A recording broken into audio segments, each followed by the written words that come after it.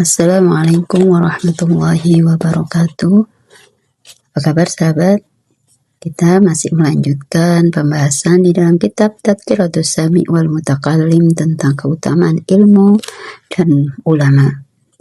Ada sebuah hadis yang diriwayatkan oleh Abu Dawud, At-Tirmidzi dan Ibnu Majah. Di situ Rasulullah SAW bersabda, "Man salaka thariqan yatlubu fihi ilman sulika bihi thariqun min turuqil jannah." Barang siapa yang meniti sebuah jalan untuk menuntut ilmu padanya, maka akan dimudahkan baginya satu jalan dari jalan-jalan surga. Masya Allah, ini adalah sebuah motivasi yang sangat besar harusnya bagi kita, sebagaimana hadis ini salah satunya yang mendorong para ulama terdahulu, generasi sahabat, generasi tabi'in, tabi'in, yang mereka berlomba-lomba untuk menuntut ilmu, meskipun mereka harus menempuh perjalanan yang sangat jauh, bermil-mil, bahkan ribuan mil, dengan transportasi yang masih ala kadarnya. Bahkan mereka mungkin harus berjalan kaki, mereka menempuh perjalanan berbulan-bulan nih, untuk sampai pada sumber-sumber ilmu, untuk bisa berguru pada ulama-ulama ternama, guru-guru yang solih, guru-guru yang faqih fiddin gitu ya. Nah, para pendahulu kita atau para ulama tadi atau generasi-generasi salafus solih, mereka meyakini bahwasanya ketika mereka menuntut ilmu, ketika mereka mengejar sumber-sumber ilmu, mendatangi sumber-sumber ilmu itu, Allah akan memberikan keberkahan. Bahkan tadi di dalam hadis disampaikan, Allah akan memudahkan jalan dari jalan-jalan surga. Maka dari itu, pada kondisi hari ini, di mana ilmu-ilmu Islam itu semakin tidak diminati, ilmu Islam itu semakin asing di tengah kaum muslimin sendiri, maka ini harusnya menjadi sebuah semangat bagi kita untuk menghidupkan kembali tradisi para ulama, generasi salafus saleh dulu, yang mereka begitu semangat untuk menempuh perjalanan atau untuk menjalani proses untuk mendapatkan ilmu itu. Karena bisa jadi mungkin kita tidak perlu menempuh jalan yang jauh gitu ya, mungkin untuk hari ini, tapi kadang sebagian kita merasa sangat berat untuk istiqomah menuntut ilmu. Kadang kita sulit untuk menyisihkan waktu, kadang kita sulit untuk istiqomah hadir di majelis-majelis itu gitu ya. Bahkan dengan majelis Zoom saja kadang-kadang kita tidak istiqomah, kadang-kadang ada kemalasan, kadang kita tidak sungguh-sungguh, kadang kita tidak mengerjakan tugas, kadang kita juga tidak menghafal. Padahal tadi digambarkan bagaimana seseorang yang meniti jalan untuk menuntut ilmu. Yang ini kita pahami bukan hanya perjalanan secara fisik yang jauh, tetapi menempuh upaya-upaya menuntut ilmu itu akan Allah berikan ganjaran yang luar biasa. Bahkan digambarkan dengan dimudahkan baginya jalan menuju surga. Nah, sahabat muslimah sekalian, lanjutan di dalam hadis ini ada penggalannya yang di situ dikatakan, innal fadlal alimi alal abidi ka fadlil qamaril lailatal badri ala sairil kawakib. Bahwasanya sesungguhnya fadlah atau keutamaan orang alim atas ahli ibadah itu adalah seperti keutamaan qamar, yaitu apa? Bulan purnama dibandingkan dengan sairil kawakib, dibandingkan dengan seluruh bintang-bintang. Nah, ini satu perbandingan yang luar biasa, bagaimana kemudian seorang alim itu dikatakan lebih utama daripada ahli ibadah. Kenapa demikian? Sahabat, orang berilmu atau orang berilmu itu akan menghilangkan kebodohan. Ketika seorang itu hanya ahli ibadah tapi dia tidak punya ilmu, nah, maka itu pun nanti akan membuat dia itu tidak tepat atau dia salah dalam beribadah.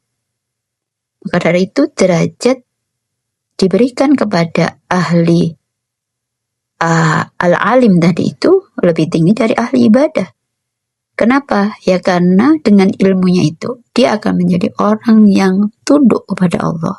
Dengan ilmunya itu dia akan menjadi orang yang serius dengan kehidupannya, tidak bermain-main, tidak menghabiskan waktu untuk hal-hal yang tidak bermanfaat. Dengan ilmunya itu dia akan tahu bagaimana cara beribadah yang benar, yang itu sesuai dengan petunjuk Allah. Dia tidak mengada-ngada.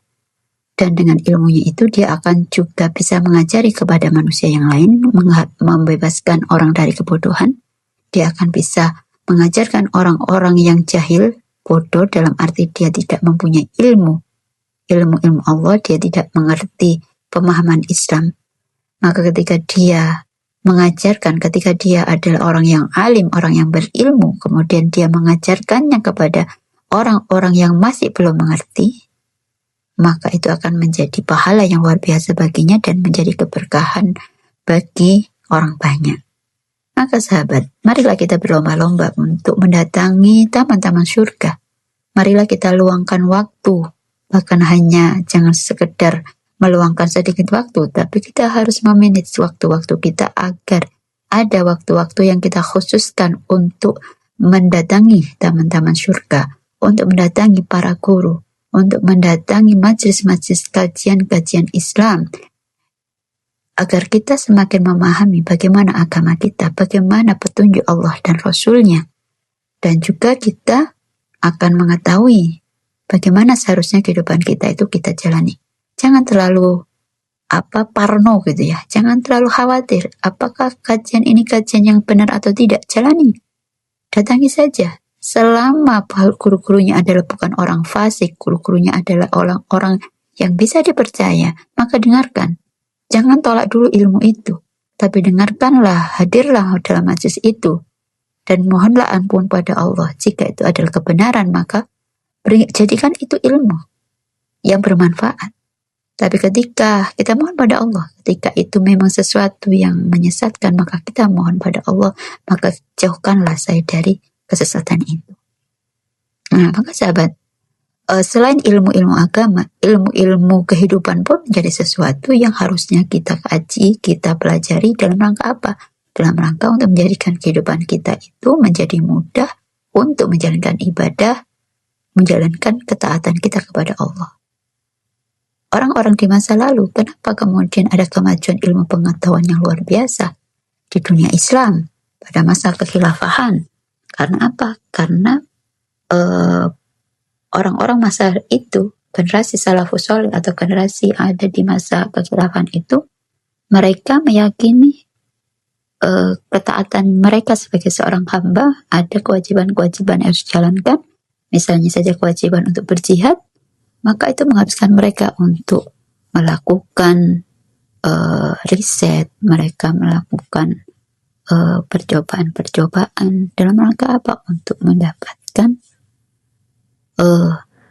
hasil-hasil atau mendapatkan peralatan-peralatan misalnya, atau misalnya membuat mereka bisa menemukan globe misalnya, mereka bisa menemukan senjata yang luar biasa yang belum ada saat itu, karena mereka meyakini itu adalah kewajiban. Begitu juga ketika misalnya mereka memahami bahwasanya seorang hamba itu harus melaksanakan ibadah, dan ibadah itu harus menghadap ke kiblat, ke Baitullah misalnya, maka mereka membutuhkan alat penunjuk arah.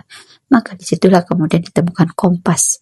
Seperti itulah proses menuntut ilmu sampai menghasilkan sebuah karya itu bermanfaat untuk orang banyak. Dan semuanya dilakukan lillahi ta'ala, li'i'la'i kalimatillah, bukan bukan untuk sekedar mendapatkan cuan sebagaimana orang-orang pada hari ini. Maka marilah kita bersama-sama berlomba-lomba mengkaji ilmu Islam, bersungguh-sungguh juga di dalam menuntut ilmu-ilmu kehidupan, karena itu juga fardu kifayah. Tapi kemudian kita jangan sampai meninggalkan, kita hanya mengerjakan ilmu-ilmu kehidupan, ilmu-ilmu umum, tapi kemudian kita melupakan ilmu-ilmu akidah, ilmu syariah, karena sebenarnya itu adalah penunjuk bagi kita, pengarah kehidupan kita, sehingga kita tidak menjadi orang yang tersesat. Wallahu a'lam bishawab. Assalamualaikum warahmatullahi wabarakatuh.